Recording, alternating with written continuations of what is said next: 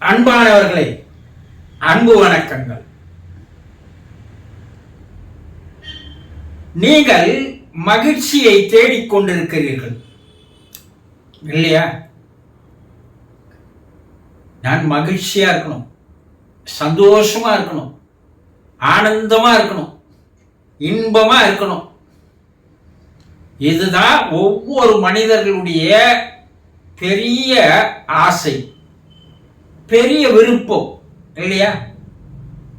எதுக்காக ஓடின்னு இருக்கீங்க? நான் மகிழ்ச்சியா இருக்கணும்பா, அதுக்காக நான் சம்பாதிக்கணும்பா, அதுக்காக ஓடி ஓடி உழைக்கணும்பா, பணத்தை கொஞ்சம் கொஞ்சமா சேர்க்கணும்பா. இதுதானே மனிதர்களாக பிறந்த எல்லோரும் மகிழ்ச்சியை தேடிதான் ஓடுறீங்க, உண்மைதானே? ஆனா அந்த மகிழ்ச்சியானது எங்கே இருக்கிறது? வெளியே இருக்கின்ற பொருள்களில் இருக்கிறதா? அண்ணா, நீங்க அததான் உண்மைன்னு நினைக்கிறீங்க.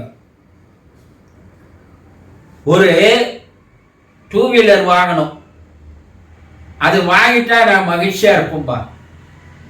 நடந்து நடந்து சைக்கிள் ஓட்டி ஓட்டி பெரிய கஷ்டமா இருக்கு, ஒரு 2 வீலர் வாங்கிட்டா நான் மகிழ்ச்சியா இருப்பேன் நினைக்கிறீங்க. 2 வீலர் எப்படியோ வாங்கிடுறீங்க. 2 வீலர் வந்ததோ மகிழ்ச்சி என்பது எவ்வளவு நேரம் இருக்கு, இல்லை எவ்வளவு நாள் இருக்கு? அன்னைக்கு பூரா மகிழ்ச்சியா இருப்பீங்க, இல்லை ஒரு வாரம் மகிழ்ச்சியா இருப்பீங்க. ஆனா அடுத்தது என்ன ஆகுதுன்னா, 2 வீலருக்கு பதில் கார் வாங்கணும். அடுத்த ஆசை எங்க போயிடுச்சு? கார் மேல போயிடுச்சு. கார் வாங்கிட்டா நான் மகிழ்ச்சியா இருப்பேன்பா. சரி, எப்படியோ கஷ்டப்பட்டு காரை வாங்கிடுறீங்க. வாங்கின கொஞ்ச நாள்லயே இதை கூட உயர்ந்த கார் வாங்கணும்பா, BMW வாங்கணும், பென்ஸ் வாங்கணும், அப்பதான் நான் மகிழ்ச்சியா இருப்பேன் இல்லையா?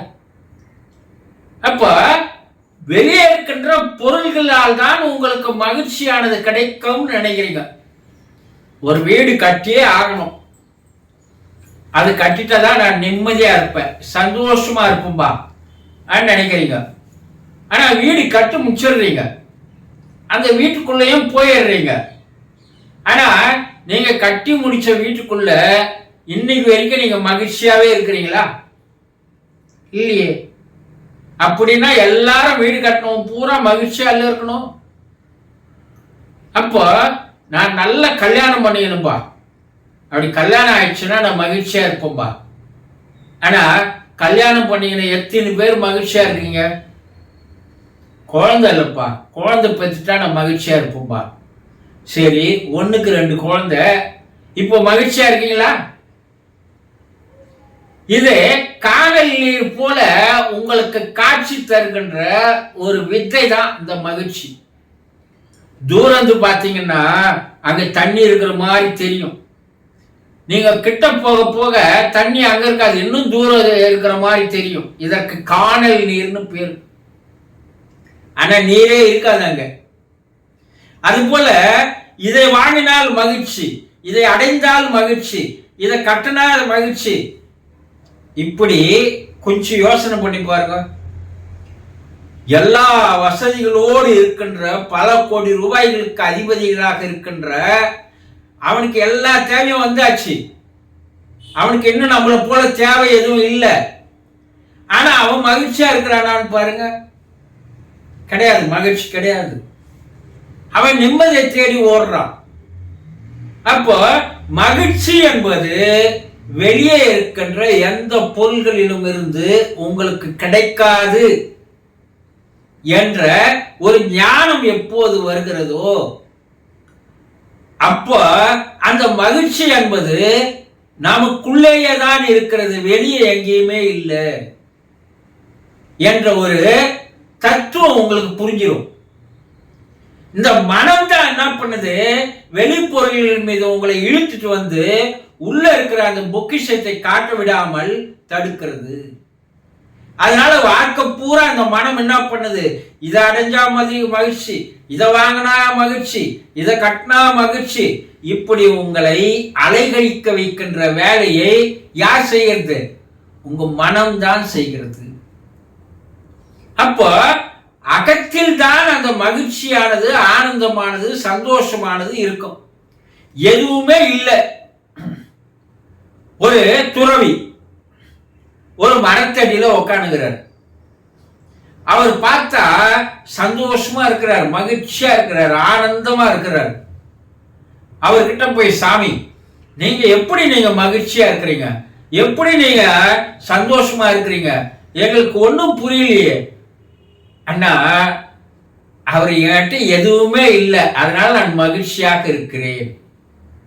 என்கிட்ட எந்த பொருளும் இல்லைப்பா, எது மேல எனக்கு ஆசை இல்லை, அதனால என் மனம்னா மகிழ்ச்சியாக இருக்கிறது. அந்த மனதை வெளியேற்றுகின்ற அந்த மனதை நான் என்னுடைய கட்டுக்குள் எடுத்து வந்து வைத்து, நான் அந்த மனத்திற்கு மகிழ்ச்சின்னா என்னன்னு நான் கத்து கொடுத்துட்டேன். அதனால இப்ப அந்த மனம் எனக்கு மகிழ்ச்சியை தந்து கொண்டு இருக்கிறது.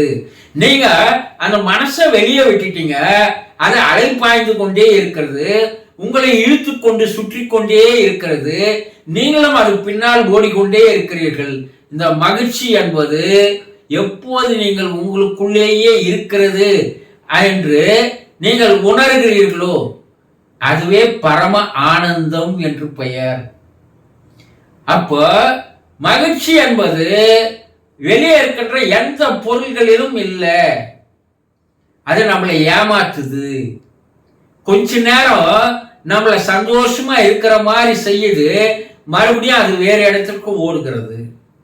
அப்போ மகிழ்ச்சி என்பது, சந்தோஷம் என்பது வெளியே எங்கேயுமே இல்லை, உங்களுடைய அகத்திலேயே தான் அது இருக்கிறது என்பதை நீங்கள் தெளிவாக தெரிந்து கொண்டால் எந்த நேரமும் சந்தோஷமா இருக்கலாம். இந்த சிரிப்பு புத்தான்னு ஒருத்தர் இருப்பார், நீங்க கேள்விப்பட்டிருப்பீங்க. எந்த நேரமும் அவர் சிரிச்சுட்டே இருப்பார், அதனால அவருக்கு சிரிப்பு புத்தான்னு பேரு. ஏன் சாமி சிரிச்சுட்டே இருக்கிறீங்க அண்ணா? எனக்கு எப்போ அதனால ஒரு சந்தோஷம் கிடைக்குது, ஒரு ஆனந்தம் கிடைக்குது, ஒரு இன்பம் கிடைக்குது, அதனால நான் சிரிச்சுட்டே இருக்கிறேன் சொல்லுவார் அவர். நீங்க மூஞ்சியை ஏன் துக்கமா வச்சுருக்கிறீங்கன்னா, நீங்க உங்க மனசுக்குள்ள எதையோ வச்சிருக்கிறீங்க, என் மனசுக்குள்ள எதுவுமே இல்லை அப்படின்னு சாதாரணமான எளிய வார்த்தைகளில் அவர் சொல்லிடுவார். மனிதன் எப்போது சிரிக்க ஆரம்பிக்கிறானோ, எப்போது சிரித்த முகத்தோடு இருக்கிறானோ, அப்போதுதான் அவனுக்கு சந்தோஷம், மகிழ்ச்சி என்பது என்னன்னு தெரிய ஆரம்பிக்கும். ஒரு குழந்தை, பிறந்த குழந்தை, ஒரு 6 மாத குழந்தை ஒரு நாளைக்கு 300 முறை சிரிக்கிறது என்று கண்டுபிடித்திருக்கிறார்கள். எத்தனை முறை? 300 முறை. அந்த குழந்தை பாருங்க, அதனுடைய முகமே ஒரு பிரகாசமாக ஒளி வீசி கொண்டு இருக்கும். அது நம்மளை அப்படியே அட்ராக்ட் பண்ணி இழுக்கும். நம்முடைய மன வைப்ரேஷனை அது குறைக்கின்ற வேலையை அந்த முகமானது, பளிச்சென்ற முகமானது செய்யும். அகமானது எப்போது உங்களுக்கு திறக்கிறதோ அப்போது முகமானது பிரகாசமா மாறிடும். ஆனா இப்போ நம்ம எத்தனை முறை சிரிக்கிறோன்னு யோசனை பண்ணி பாருங்க. ஒரு நாளைக்கு ஒரு முறையாவது சிரிக்கிறோமா? கிடையவே கிடையாது. அந்த குழந்தைகளுடைய மகிழ்ச்சி, சந்தோஷம் எங்கேயோ போயிடுச்சு. ஏன் போயிடுச்சுன்னா நீங்க சிரிக்கிறதே இல்லை, அதனால போயிடுச்சு.